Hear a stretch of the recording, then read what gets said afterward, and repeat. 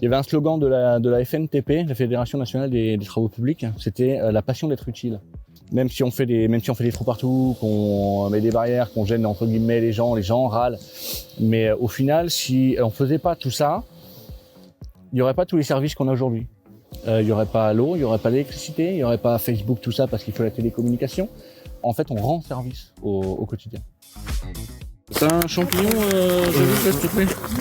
Merci. Sécurité avant tout. Donc les 5 pays obligatoires. Le casque, le chasuble, les gants, le pantalon et du coup les chaussures ou bottes de sécurité.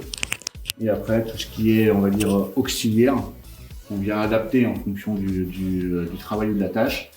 Tout ce qui va être protection, comment dirais-je, auditive, tout ce qui va être protection respiratoire, les masques. Et après pour tout ce qui est travail en hauteur, les harnais de sécurité, c'est toutes ces choses-là, quoi. Voilà. Et les lunettes, aussi important, les lunettes de protection, lorsqu'on fait par exemple du sciage ou qu'on utilise un perforateur ou des choses comme ça.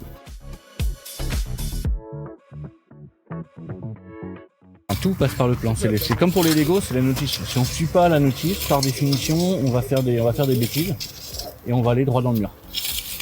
Donc sur le plan, on va avoir plein d'informations. Là par exemple, on retrouve ça ici, semelle béton, c'est ce qu'on retrouve là. On retrouve ici une chambre L1P, c'est ça.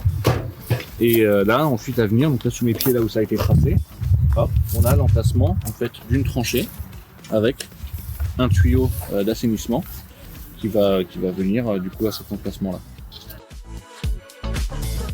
Savoir ce qu'on va appeler quelque part la planimétrie, c'est-à-dire le fait de transférer le chantier, enfin le plan, sur le terrain. Donc ça va être par exemple 2 mètres par là, 3 mètres par là, mettre des angles à 90, à 45. Et ensuite on va attaquer la deuxième phase de l'implantation qui est l'altimétrie. Donc l'altimétrie, ça va être l'idée, c'est de élever le projet, c'est-à-dire lui donner de la dimension.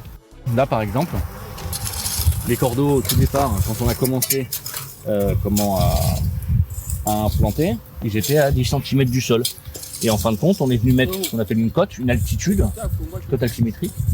Ici, en l'occurrence, par exemple, à plus 35, et tous les autres points ensuite sont calés par rapport à ce point-là. C'est-à-dire que là, par exemple, on a une pente à 1% par là, ça veut dire qu'on descend de 1 cm tous les mètres. Donc comme on a 3 mètres 50 de longueur, et là-bas, on descend de 3 cm 5. On est de niveau, moins 3 cm.